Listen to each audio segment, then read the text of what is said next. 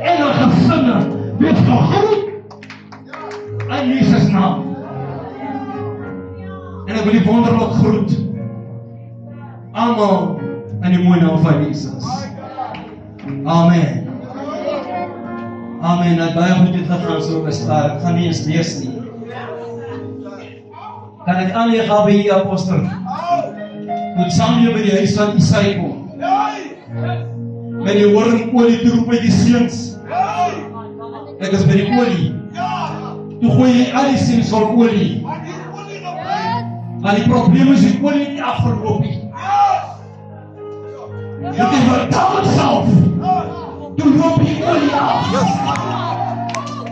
Nou, praise. Joseph, as hy die huis van Potifar, ek is by die olie. Potifar vervroeg wat Joseph was by. En Joseph hard op haar weg en hy los sy jas. Was hy gedink die olie as hy jas. Maar die olie was binne en Joseph. Ek is by die olie.